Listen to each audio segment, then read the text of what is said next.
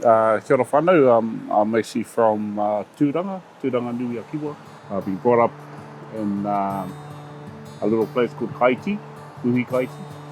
Our whānau ties come from Whangara and a little place called Mātariki, which is on the south side of Brisbane. Sort of been brought up around the arts. Seems to be part of our legacy, so in our whānau, in our family. 9 years ago, we were approached by Aotearoa Fisheries to produce this carving. Pou toko manawa is like the centerpiece of the whare, or the meeting house, and the pou is something that stands upright. This in particular pou, it relates back to Tangaroa, so the fishing company. So we went away, Kiwa and I went away and designed the pou around our atua. So Tangaroa being the top figure, and we all know that the art of carving came from the sea. So hence why the top figure is holding a beautiful Toki. It's pounamu. You got Tāwhirimātea, God of the winds. And then further down you got Tāne Mahuta. Tāne Mahuta is all about the forestry. It's about the ngāhere and about the trees and so on. And so that's the vessel, Tāne Mahuta, that's the vessel that you use.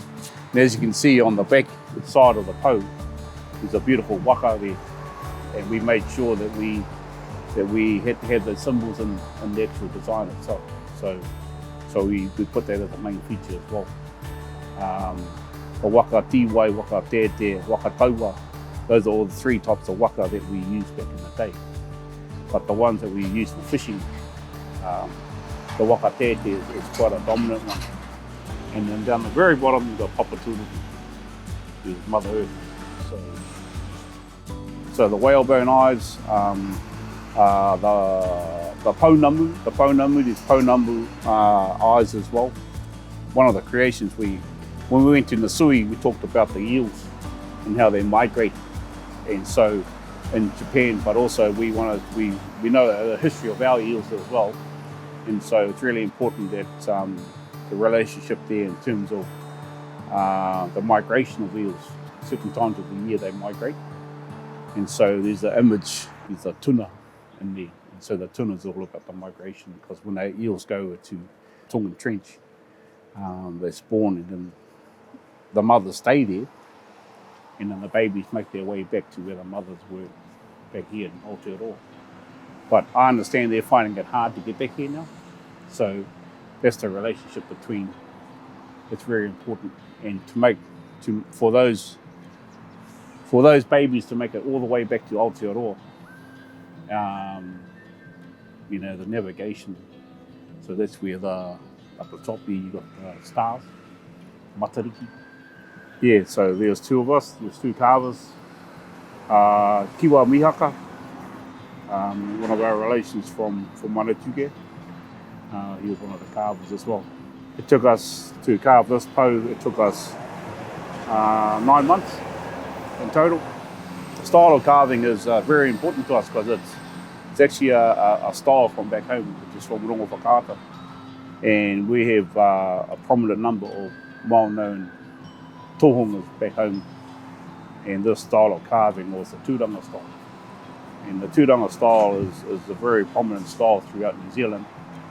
So the log itself, it came from Tūhoe, and it was gifted from Ngāti Manawa. So this is the number 2 project. There was another one, the one before this one, which we created, and it had the same symbols to Tangaroa as well, but the relationship there was to do with Nisui over in Japan. So we used the same log. This log was actually 24 meters long, and it was fallen, so basically a windfall. So we managed the Ngāti Whare, Ngāti Manawa, they actually gifted the log to us to create this. And as we all know, it's very hard to find a log this size. And it was a special gift from Tūhoe. the species of tōtara that's around today, they're very hard to come by now. And we get into a stage now where a lot of carvers are finding it hard to actually get the resources to carve. So yeah, that's going to be interesting over the next few years. What's going to happen there.